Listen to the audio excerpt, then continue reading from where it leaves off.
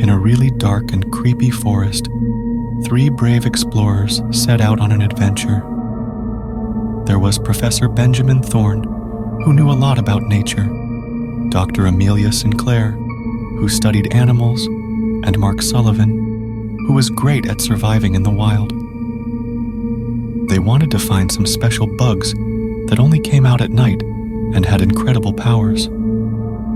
The moon was barely there, so it was super dark under the tall trees.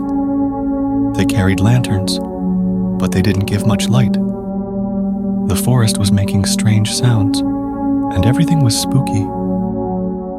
As they walked deeper into the forest, things got weirder. They saw strange glowing mushrooms on the ground, making the place look like a ghost story. The air smelled funny, and they saw dead animals that didn't look normal at all.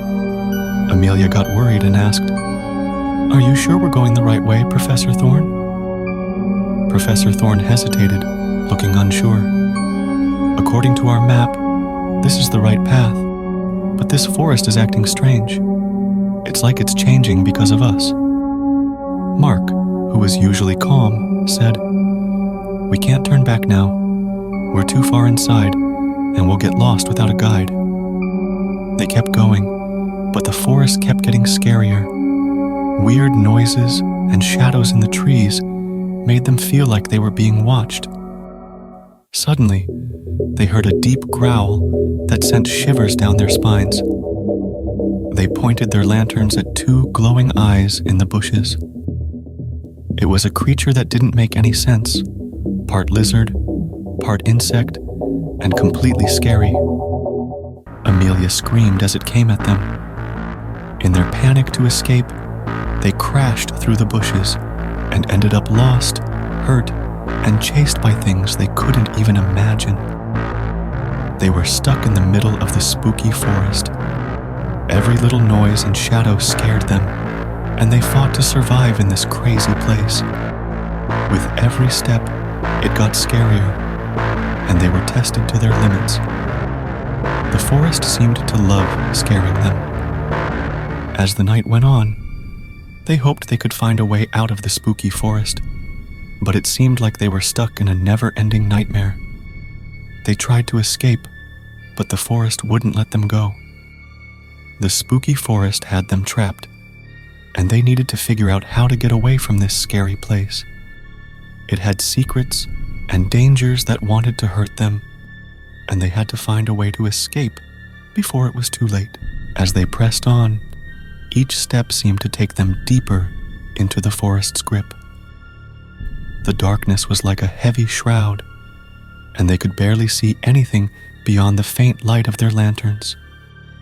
Strange sounds echoed all around them, and eerie shapes danced in the shadows. Amelia's heart raced, and she whispered, "We can't stay here.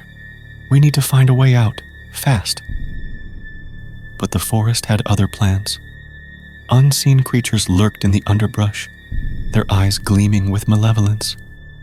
The eerie growls and hisses grew closer, as if the forest itself was alive and hungry. Mark, with his survival instincts kicking in, took the lead, pushing through the thick foliage.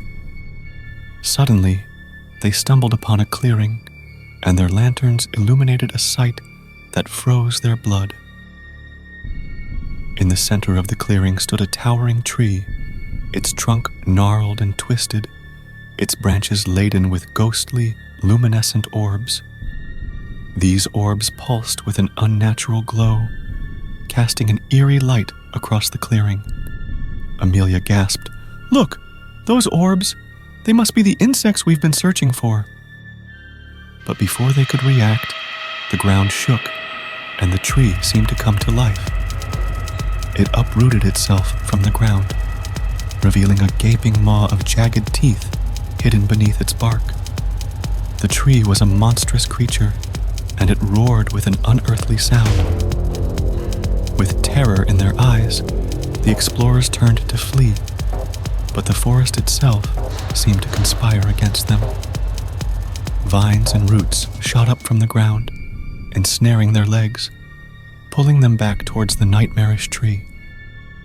Desperation fueled their struggle, and they fought with all their might to break free. Mark managed to cut through the vines with his survival knife, freeing them just as the monstrous tree lunged.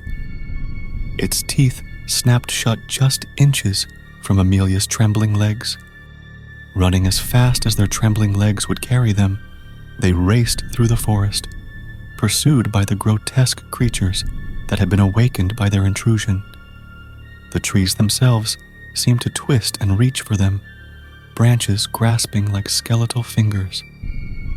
Finally, after what felt like an eternity, they burst out of the forest, gasping for breath.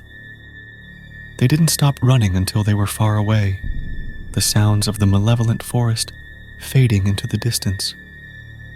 They had survived, but the horrors they witnessed haunted their nightmares for the rest of their lives. They had ventured into a world where the line between reality and the forest remained a dark, enigmatic realm, a place where nightmares became real and where darkness concealed terrors beyond imagination.